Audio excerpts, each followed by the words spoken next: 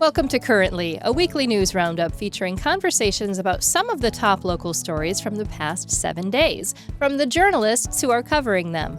I'm your host, Christal Frost. This podcast was recorded at 5:30 p.m. on Thursday, March 27th, so things may change by the time you're watching or listening. Currently is made possible by underwriting from our generous lead supporter, Golden-Fowler Home Furnishings, located on South Garfield Avenue in Traverse City, home fashion elevated. Support also comes from West Shore Bank. When you choose West Shore Bank, you're not just choosing a bank, you're choosing a partner committed to the well-being of our community. Visit them today on 8th Street or at westshorebank.com. And from the Coin Slot Arcade Bar in Traverse City, it's a chill hangout boasting a full bar of 200-plus rotating cans, drafts, shooters, and pinball machines in a low-key setting. Joining me in the studio today, as always, is head writer of the Traverse City Ticker, Ms. Beth Milligan. Hello. Now, Beth, since it's spring break. And technically, even though there's some snow on the ground, I guess it's still spring break. It's nice today. Most of our colleagues are in faraway lands. Yes. We decided that we were going to bring spring break to the studio. And we were going to do a little pared down version, kicking it back old school like we used to do for 10 years on my radio show. How do you feel about it? I feel great about it. This is, it's such an interesting time in Traverse City. This week it's like a desert. And as a journalist, it's an interesting time because you're trying to get a hold of people and they're like, I'm on the beach right now. Yeah, they're just like, why are you calling me? Why aren't you on spring break? Like, I've never taken a real spring break in my life. Like, never. I mean, I've gone places during the week of spring break, but mostly for work, so it doesn't count. And I'm telling you, I feel like people who do spring break regularly they look at you like you're some foreign object. Or you're just like, what are you doing? Why are you here? Yeah. Like, hey, man. This is reality. Well, some of us have to hold on the fort, so you and I can stay behind and hold it down. We have to, absolutely. I'm super excited about the stories that we have today, speaking of holding down the fort, because I need to have like a sound effect for when you break news. Like I don't know what it would sound like. A minor breaking the internet sound, yeah. You break news and you break the internet, and you did that this week. But before we get into that, as a reminder, the Ticker is a free multimedia daily news email and website, meaning you can go there, you're going to click on it. There's not going to be some pop-up that says, hey, you got to... No paywall. No, none of that. You can subscribe to make it easier. It'll go directly into your inbox, but it's free. Yeah, free subscription. Super easy. And that's nice when you have stories like we had this week, a big breaking story this week. Okay, so all I put for our show notes for this story was OMG, another Meijer. Like, that's it. That pretty much sums it up. And this is exactly what happened. You broke this news, like just breaking it. Your story came out on March 25th, and it's all about Meijer planning to open a third store in Grand Traverse County. Now, everyone knows Meijer Classic, right? Which is like the OG Meijer. It's just on the edge of Traverse City. It's kind of in Garfield Township. Right, it's just right there. It's been there for years. It's been there forever.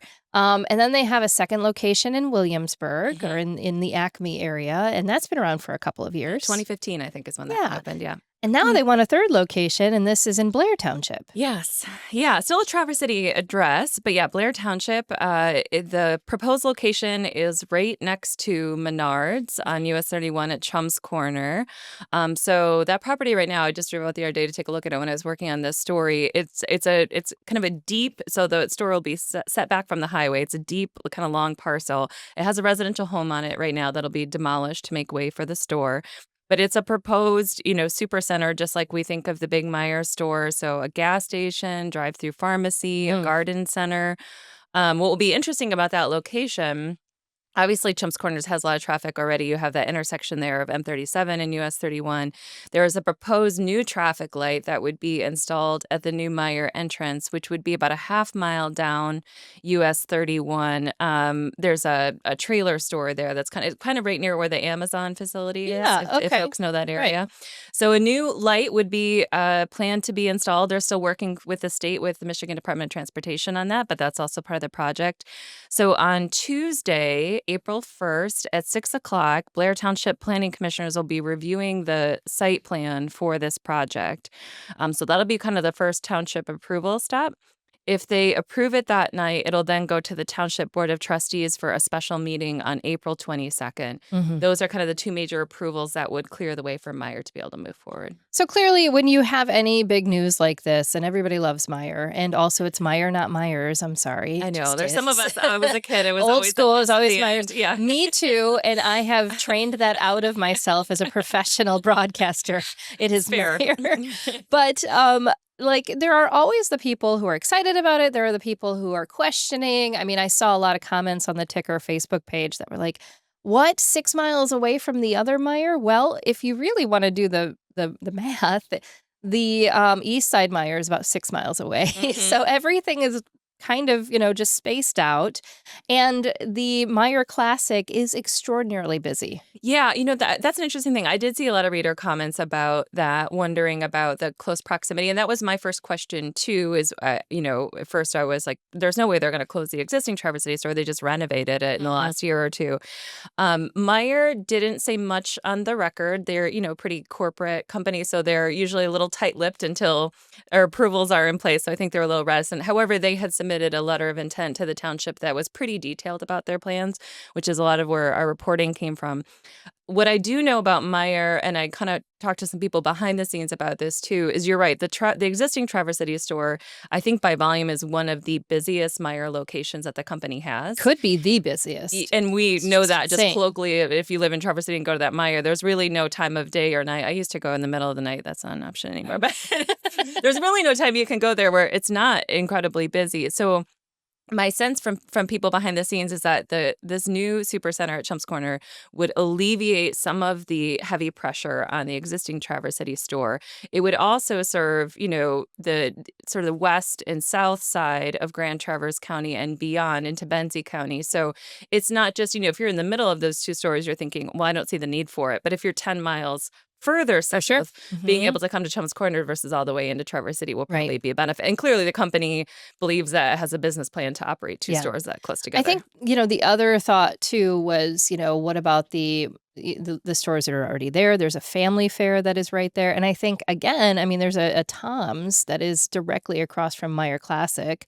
Yeah. And well, almost directly. It's like kitty corner. Close, kitty corner. Yeah. And they're still in business too. So, any feedback on, others that are maybe saying, well, this is going to completely take out Family Fair?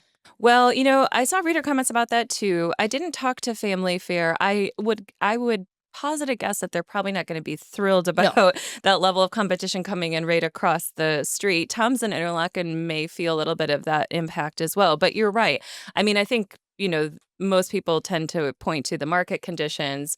Either those stores will be able to compete or they'll lower prices or do things to compete, or, if they happen to be negatively impacted at the point they go out of business, that, that's, I guess, up to Meijer to decide whether to take that on or not. But yeah, there will be impacts. What I think was interesting, we talked about in the story too, though, is just the level of growth that Blair Township has experienced in recent years. Obviously the opening of the baseball stadium many years ago was kind of the first step, but Blaine's opening, Amazon opening, there's a big workforce housing development called Corners Crossing that's under construction right now, right next to Family Fair. So those people who are going to be occupying those apartments the next couple of years will now have a new Meijer if the approvals come through right there, in addition to having Family Fair. So it's just a lot of township growth. I talked to Nicole Blanchon, who's the township supervisor, about this, and she was pointing to, it being a positive thing for the township in terms of tax revenue. Meijer stores tend to generate several $100,000 of tax revenue. We looked at some of the neighboring townships and what they bring in,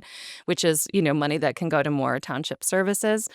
I did ask her if she had heard any feedback from residents about sort of the rapid growth, if it's too much growth. And that's always a concern, I think, for a lot of people. In Blair Township, she said the township has really tried to consolidate its growth in these kind of commercial districts like around Chumps Corner, so that the rural character that a lot of Blair Township residents like and are looking for, kind of that more quiet country living, is still available in the other sections of the township. They're just seeing a lot of that commercial core growth. Yeah, and Chumps Corner has always kind of been commercial central, right? And you got trucking lanes. Totally. Yeah, and I think that was really smart of Blair Township to do that, and it's nice, knowing Nicole Blanchine. That that is a group of people who are constantly listening to their constituents. Mm-hmm. So hopefully they've continued to do that, and we'll see. I'm excited about it. Like, if Yeah. I can be in a 3 Meijer town, like, I'd love that. We're growing up. I have a feeling, just based on the people I've interviewed and talked to so far, that the most discussion on Tuesday is probably going to happen about the traffic impacts, because that property, is zoned for it. Meijer can go in there. In a special use process, you're usually looking at things like impacts and making sure that they meet township standards. And the traffic and that new traffic light is probably going to be a lot of the discussion. Whether that's enough to impact approvals, I Yeah. don't know, but I think that's probably where they're going to ask most questions. Just thinking about proximity from one light to the next, it's pretty short. Yeah, and I drove it and looked at it, and I was like, oh, those lights are pretty close together. I did talk to MDOT, James Lake from MDOT, and he did say that if the new light goes in there, they will be coordinating the timing of those two signals, so to avoid, them backing up into each other. Right. One last thing to say about this: when people are talking about 6 miles, 6 miles in July. It's ours, okay? So you're going to love that third Meijer when it comes to July. I love that. That's true. I mean, and honestly, think about like Tom's West Bay and 14th Street. That's only a couple miles. So yeah, they clearly have a business plan there. Absolutely. Well, coming up, we're going to get some updates about Grand Traverse County. Plus, Beth has some news about a TC connection to the Detroit Tigers and new technology coming to Comerica Park this season. It is, at the day that we're recording this, opening day of baseball, so that's going to be a good story. But first, how about a word for our lead supporter, Golden-Fowler Home Furnishings. Now, when I was growing up, I used to stay with my grandparents quite a bit. And every evening, we would all have dessert in the living room, a bowl of vanilla ice cream with chocolate sauce on top. My grandma would sit at the very end of the sofa reading or finishing a crossword puzzle, and my grandpa would sit in his chair with the remote control. It was routine. And no matter what was going on, it was something that we could count on. And no one else dared to sit in my grandpa's chair ever. Like, he could not even be in the house, and we were not sitting in his chair. It was his spot, and we all knew it. So there's a reason you're careful when you're looking for a new chair. It becomes a part of your routine. It becomes a part of you and who you are. And when it comes to finding that perfect chair, Golden-Fowler Home Furnishings and Fjords of Norway will make shopping for your new spot super easy. It's comfortable and it's stylish, and a combination, I have to say, that's kind of tough to find. You're either going to have a really comfortable chair or one that looks good. They have figured it out. You can't find it anywhere else, so when you're ready for your new spot, both relaxing and beautiful, head to Golden-Fowler Home Furnishings on South Garfield Avenue in Traverse City. They carry the entire Fjords line. Golden-Fowler Home Furnishings. It's home fashion elevated. All right, welcome back to Currently. So I have to move right into our second story, and we're going to go old school here with the busy morning for the Grand Traverse County Commissioners. Several projects did receive support and the green light to move forward. So let's just come right in here, Beth. You had this story. This story came out when? A couple days ago? Mm-hmm. All right. On the 24th, March 24th. I'm like, what is time? What are dates? Yeah, so let's start with VASA. What's happening with VASA? Yeah, so what the county commissioners did was essentially support two different kinds of grant applications at their most recent meeting. The first one was for the VASA. The commission agreed to commit $300,000 in county capital improvement funds. Tart Trails is contributing another $100,000. So that combined $400,000 would provide a local match to a grant application to the state this year. If successful, that combined $800,000 in funding would pay for some pretty significant upgrades to the Trailhead Park, which is off Bartlett Road in Williamsburg. So the county, the last year or two, Parks and Recreation has been going through a process to get an updated design for that Trailhead Park. Tart Trails has been helping that financially, doing some engineering studies. And essentially, I mean, this is the second most used park in Grand Traverse County after the Civic Center. I didn't know that. In terms of users on a weekly basis. It's also a really important year-round park. So, obviously some of our parks, like our beaches, are seeing more in the summer, or ski parks may see more in the winter.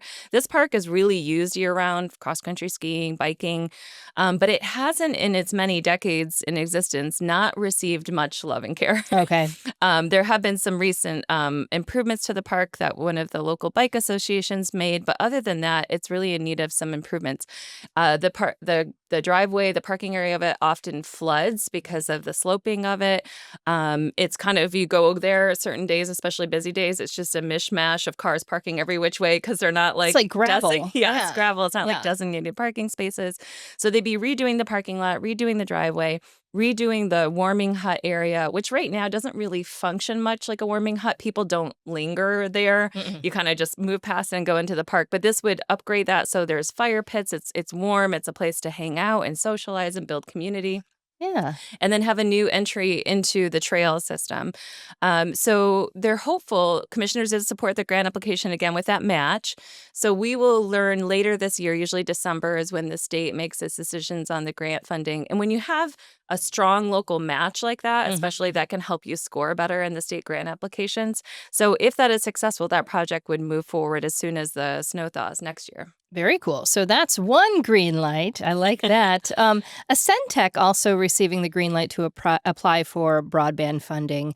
Can you remind us, what is AcenTek? Sure. And what does this mean for Grand Traverse County? So they're a telecommunications company, a fiber internet company, and Michigan recently has been allocated over $1.5 billion in funding for what's called the BEAD program. That stands for Broadband Equity Access and Deployment. So Michigan received the fourth largest funding allocation in the nation to essentially boost our fiber internet and broadband capabilities.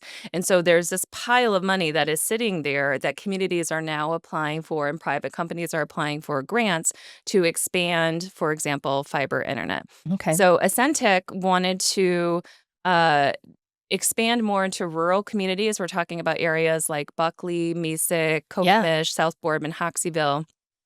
To apply for these grants, they need letters of support from any county that they're going to be expanding into. Okay. So they got that support from our Grand Traverse County Commission. About 300 of the planned areas, locations that they're going to expand would be in Grand Traverse County. It's often very expensive to expand into rural areas. You need it's easier in urban cores like Traverse City Light and Power doing their fiber deployment because you have the population density using the service to kind of help pay off the debt. In rural areas, that's more challenging. That's part of what this grant program is for, is providing that funding assistance that would incentivize private companies to expand into those communities. Lots of the rural areas don't even have the option for fiber at this point, right? So, I mean, this could be a huge win for some of those rural areas. Yes, and, it's important to note that the county's support of AcenTek's application, there's no funding commitment from Grand Traverse County. It would be paid for in a combination of state and AcenTek funding. And also other providers could come and ask for the same support for the commission for their grant application. So it's not exclusive. It doesn't prohibit any competition, and it doesn't commit the county to funding. It just says, yes, we'd like to see this rural come to our area if you want to give AcenTek money to do that. Right. So essentially, the commissioners have to approve whether or not they want them to apply for this funding. Yeah, it's essentially just a letter of support. Perfect. Love that. By the way, though, anytime you have more competition for broadband or fiber, good thing. From a consumer standpoint, it definitely tends to be a good thing. I'm on board with that one. I love that. We also had a story here. This was for brownfield funding. It was approved for a local development, the Oak Shore Commons, which sounds so cool. Like, I want to say that I live at the Oak Shore Commons. I feel like I need to be drinking tea. I feel like there's a lot of apartment complexes that have fancy names. Really now fancy. In Traverse City. Where do you live? Oak Shore Commons. Well then. What is happening with that? Sure. So when we're talking about Oak Shore Commons, we're talking about the former Kmart property out in Acme, where I'm sure many people have seen a lot of growth. The former Toms and Kmart there have been redeveloped into a commercial center and also into an apartment complex.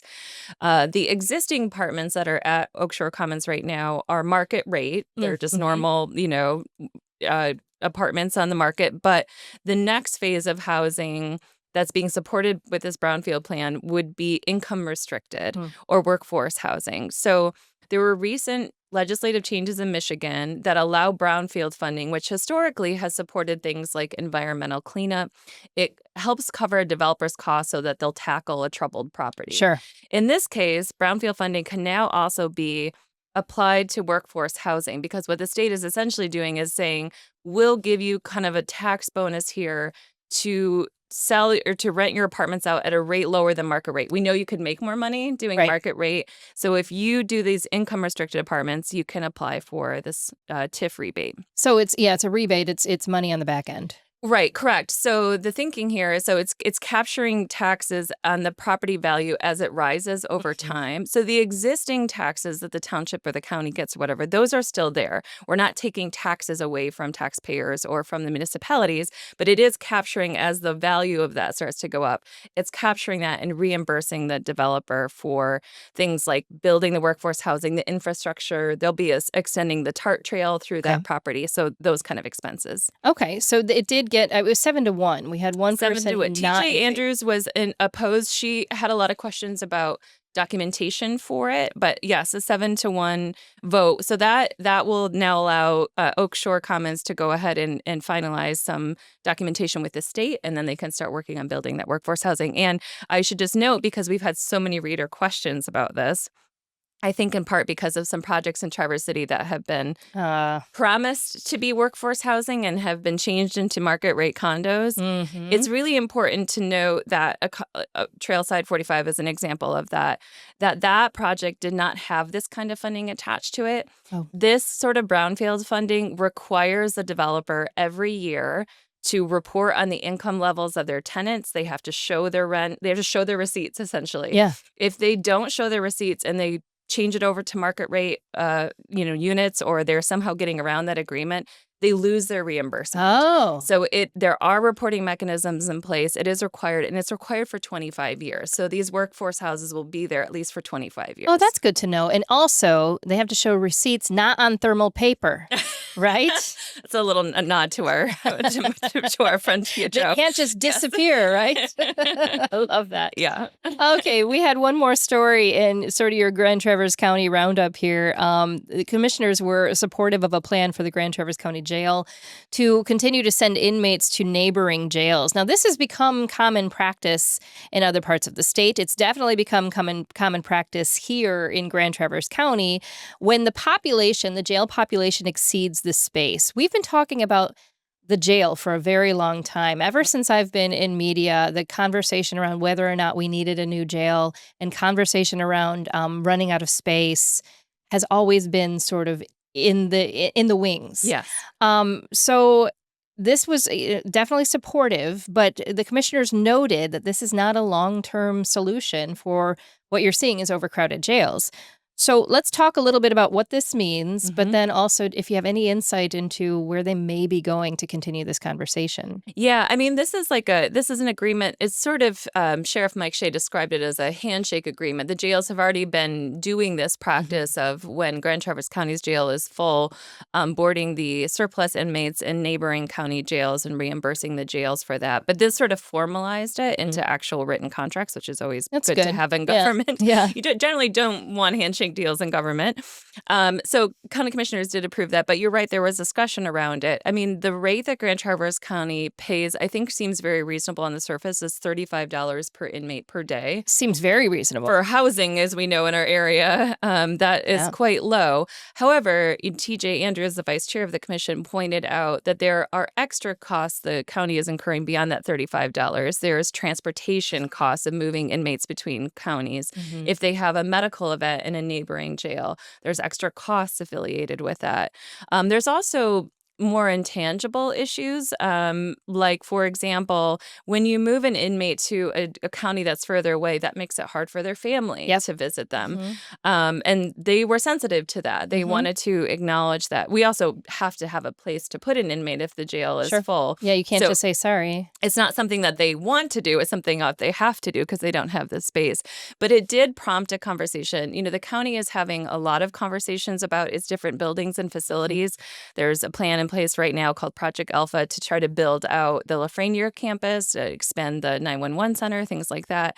But the jail is a big piece of the puzzle that has, as you mentioned, been long discussed in Grand Traverse County. And I think, I certainly have sensed some frustration among multiple sheriffs, not just the current sheriff, Mike Shea, about the need to address this. It's not just the space issue, it's the conditions of Yep. the existing facility, wanting them to be better both for inmates and for employees Right. who work at the jail. And so I think there will be more Yeah. conversation about that. And for staff, I mean, the way that that you monitor people who are incarcerated at this point, whether it's jail or prison, that layout has changed Yeah. dramatically because it's hard to continue to get staff and it's expensive to get staff. So if you have more of it, maybe an open floor plan, so to speak, it's a little easier to monitor that, you know? Yeah, there's safety issues both Mhm. for the inmates again and for Yep. employees. It's a lot of things. So no clear answers on Okay. that or a timeline, but I do think it's a larger conversation that the commission has some urgency to start having more conversations about. Absolutely. I think that's really important. And also, it's important to note, too, that when we started having these conversations, well before I was a member of the media, like 20, 25 years ago, um, the population has only increased. Yeah. So the Right. likelihood that someone is going to jail is then going to increase as well. So good to keep that story out there. And Beth, finally, in honor of opening day baseball, where I'm wearing my tiger earrings. I love that. Yes, we have a story about a Traverse City connection to the Detroit Tigers. Yeah. So your coworker Craig Manning wrote this story last week about a local company who's bringing brand new technology to the Comerica Park. Tell us more about that. Yeah, this is. I mean, you and I are both Tigers fans. We've watched many opening day games. Yes, we together. have. And I'm really excited for them this year. Mhm. I have high hopes. But yes, I thought that was a really fun story that Craig wrote about a Traverse City connection to the Tigers. So this local company in Traverse City, Prometheant, they are a technology company, and they have developed a technology called thermobans. And what this is essentially a material. It can be sewn into anything. It can be sewn into a car seat, clothing, a piece of military equipment, and it allows essentially individualized heating and cooling controls. What? So you could have like a shirt or a seat where you could maybe guess this would be going in a place like Comerica. As again, you and I have attended some games over the years. Sometimes Comerica can be very hot. Uh-huh. I have also attended opening day games where it is snowing. Mhm. Mhm. So this technology is going to be debuting at Comerica next week when the Tigers come home. They're on road games at the Dodgers this week. The home opener. The home opener in the new section of the park behind home plate, which is kind of like the home plate club. It's a VIP area that's debuting this year at I'll never get Comerica. there. It may be a little expensive for the likes of you and I, but there are some people in Detroit who could probably afford it, not me. But what I think is so cool with this Traverse City company doing this is that these seats there will have quick touch heating and cooling. So on Very a cool. hot sunny afternoon game, you can cool it down. And a cool day, you can warm your seat up. Again, that Traverse City technology. And I think the hope is debuting with the Tigers, but I know this company is in talks with other stadiums, other So cool. sports clubs about bringing this technology. And it's from right here in It's Traverse local. City. I love that. It's heat your seat or cool it down. I love that. No more swamp, you know what. Love it. That is exciting. I'm putting this in the back of my mind right now that my big deal for next year is to be able to afford one of those seats. Yes. Yeah. Yes, that's going to be fun. I love it. Well, thank you so much for these stories. It's great to kind of have a little pared down, just Christal and Beth this week. Spring break edition. What are you looking forward to next week? Yeah, well, I think I have to give a plug. We've talked on the show before about Recess, which is the ticker in the business news, our monthly social event in the community, our happy hour event. Yeah. We usually have it the first Wednesday of each month at different locations in Traverse City. Next week, April 2nd, from 5 to 7 p.m., it's going to be at Bushels in downtown Traverse City. Very nice. If you have not been, it's near the corner of Union and State Street, next to where Cousin Jenny's used to be. I've heard fantastic things of other Southern food, which they'll be having a lot of different samples of food, drinks, prize giveaways. So if you want to come check out a new place and see me and say hi to the rest of the ticker staff, we'll be there next Wednesday. That is so very cool. And, listen, I next week, apparently I'm going to be very boring. But I need to give an advance plug for the Comedy Fest that's coming back. Oh, thank you. Yeah. And love the Comedy Fest. It is going to be fantastic this year. It starts on April 10th. It's all weekend and really great headliners like Josh Blue and Mark Maron. And I'm missing a few, but get your tickets now. Yeah. Because you want to be able to have good seats. And so I think this warrants like an extra week of planning. I Okay. appreciate that. And I said thank you because I volunteer for the Comedy Festival. I love it. It's just such a super fun event. And there really are there's headliner shows, but there's also free events. There's all price ranges, lots of things to do. So TraverseCityComedyFest.com. Very cool. And also Tiger's home opener next week too, which there's always a hot dog and a beer deal at Seven Monks. I think that's where I'm going to go. Which is a lot of fun. So there you go. Thanks so much, Beth. Lots of fun for yet another wonderful show here. We're going to be back next Friday with special guest journalist Ellie Katz, who has the best name ever. She's from Interlochen Public Radio, so make sure you're subscribing to the show on all platforms at crystalfrost.com. Follow us on social media and subscribe to Currently with Crystal Frost wherever you get your podcasts. You can also watch the full show on YouTube and on Facebook. Currently is a Compass Local podcast produced by Pancake Boy Productions. Big thanks to our lead supporter, Golden-Fowler Home Furnishings, in addition to the wonderful West Shore Bank and the Coin Slot. And Beth, speaking of the Coin Slot, it's Mano y Mio. I don't know if I said that right. You and I, head-to-head pinball. You ready? I'm ready. Let's do it. I have to ask, if you could describe your personality with like a flavor, a snack flavor, what would it be? Oh, snacks are my favorite, so I love this question. I'm going to say Cool Ranch because I'm a cool customer. And you live on a ranch. You know what? Let's go with it. All right. But I have to say sweet and salty, right? I see that, yeah. Because, I'm just like, yeah, I'm cool, I'm nice, I'm everything. And then I'm like, I will cut you. Is that right? Sure, let's go with that.